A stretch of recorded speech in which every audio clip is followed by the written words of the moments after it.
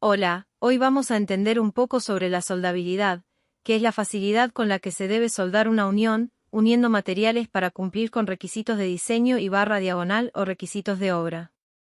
Dividamos la soldabilidad en tres modelos: operacional, metalúrgico y de servicio.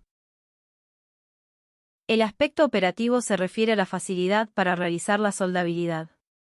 Supongamos que una empresa se encuentra en un lugar donde solo puede utilizar un proceso, por ejemplo, electrodo revestido, por lo tanto, deberá adaptar su proyecto. En otros lugares se pueden utilizar varios procesos, por lo que se puede utilizar otro proceso, adaptándolo así al proyecto. Recordando que cada proceso tiene un costo y requiere habilidades del soldador, es decir, el soldador debe tener afinidad con el proceso. Soldabilidad metalúrgica. Se refiere a los materiales involucrados. Ejemplo: ¿cuál es mi material base? ¿Cuáles son sus especificaciones? ¿Cuál es su composición química? ¿Cuáles son sus propiedades? Si lo sueldo, ¿qué propiedades quiero tener al final? Si lo sueldo con un parámetro determinado, ¿qué puedo tener en él? ¿Son similares los materiales? ¿Cómo voy a incluir estos materiales? ¿Puede el material tener un ciclo térmico muy largo? ¿Puede soportar un calentamiento elevado? ¿Puede solidificarse rápidamente? También podemos obtener defectos como crecimiento de grano, microsegregaciones, grietas, transformaciones de fase, crecimiento de grano, en fin, todo lo que tenga que ver con la parte metalúrgica. Soldabilidad en servicio. Se refiere al funcionamiento de la pieza, por ejemplo, la vida útil del equipo. Tenemos algunos parámetros en los procesos de soldadura que influyen, por ejemplo, temperatura de precalentamiento, temperatura entre pasadas, temperatura de poscalentamiento, tratamiento térmico, etc. ¿Por qué resaltamos los ciclos térmicos? Estos ciclos térmicos confieren una propiedad metalúrgica buena o mala. Si no tenemos control sobre el ciclo térmico en estas piezas, pueden sufrir una transformación de fase, es decir, cambiar de material, pasar de un material blando a un material resistente o menos maleable. En resumen, entender que esa pieza más adelante en el trabajo puede tener un punto desfavorable para ella. Esto podría llevar a un colapso o algo similar. Soldabilidad de aceros inoxidables. La soldabilidad de los aceros inoxidables depende del acero o combinación de aceros que se vayan a soldar, siendo una unión de dos aceros inoxidables con características diferentes o incluso un material diferente con un material inoxidable.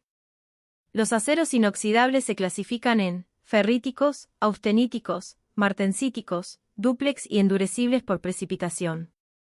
Cada uno de estos grupos tiene una particularidad en relación a la soldabilidad. Ejemplos: ferríticos, presentan crecimiento de grano exagerado. Austenítico, presenta riesgo de grietas de solidificación. Martensíticos, presentan excesiva dureza del material, lo que puede generar grietas por empaquetamiento o tensiones internas, mismo tipo de riesgo que los aceros al carbono de baja aleación. Dúplex, presenta riesgo de crecimiento de grano y precipitación de fase sigma y nitruro de cromo. Acero ferrítico, requiere una cantidad de elementos de aleación alfa-génicos para estabilizar la ferrita. Posee elementos del gen alfa como cromo, molibdeno, niobio y silicio. Acero austenítico, requiere una cantidad de elementos de aleación gamma-génicos para estabilizar la austenita. Elementos gamma-génicos: níquel, carbono, nitrógeno y manganeso. A partir de esta necesidad se desarrollaron fórmulas equivalentes de cromo y níquel. Siendo el del cromo, el equivalente de cromo es igual al porcentaje de cromo más el porcentaje de molibdeno más 1,5, por el porcentaje de silicio más 0,5, por el porcentaje de niobio. Y el equivalente de níquel es igual al porcentaje de níquel más 30 veces el porcentaje de carbono más 0,5 veces el porcentaje de manganeso. Soldabilidad de aceros al carbono. El acero al carbono se puede clasificar según el contenido de elementos de aleación.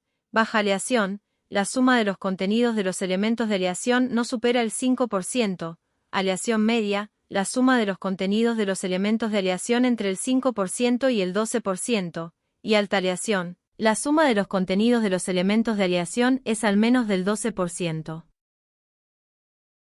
Aceros de bajo y medio carbono.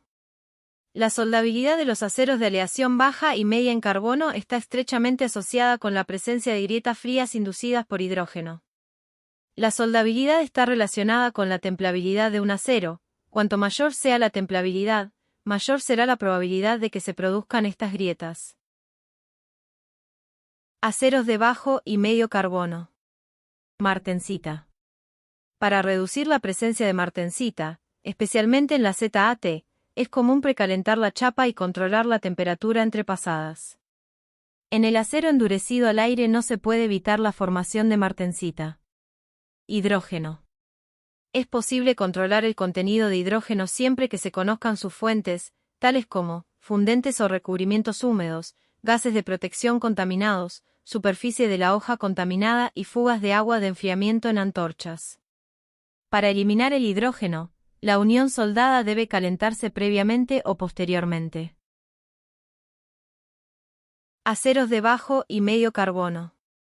Tensiones residuales. Las tensiones residuales se pueden minimizar mediante técnicas como precalentamiento, deposición de bolas con calentamiento de placa equilibrado y tratamiento térmico postsoldadura. Respecto al efecto de la temperatura, la fragilización por hidrógeno ocurre generalmente por debajo de los 150 grados. Por lo tanto, la pieza debe mantenerse a temperaturas superiores a 150 grados y luego calentarse posteriormente para difundir el hidrógeno restante.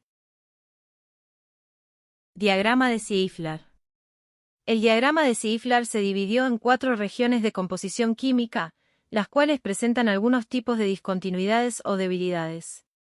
Para utilizarlo, calcule el cromo y níquel equivalentes de los materiales utilizados utilizando las ecuaciones dadas. Los puntos se colocan en el diagrama y a partir de ahí, hay 3 formas de utilizar el diagrama. Nótese que en el diagrama cada zona está listada con una discontinuidad y barra diagonal o defecto, por ejemplo, zona 1. Crecimiento de grano ferrítico. Modo de empleo. Tenga en cuenta que hay 2 escalas, una en el lado izquierdo y otra debajo. Estas escalas deben calcularse. El equivalente de cromo y el equivalente de níquel. Con estos valores, buscamos el valor correspondiente en la escala y dibujamos una línea.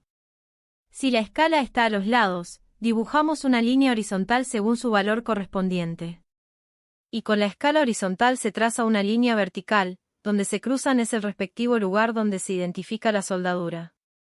Dependiendo del tipo de soldadura debes tener en cuenta que varía en función de soldadura autógena, soldaduras con aditivos o consumibles de diferentes elementos de aleación y soldaduras disimilares. A pesar de su gran utilidad, el diagrama de Ziegler puede dar lugar a potenciales problemas de corrosión en aceros inoxidables.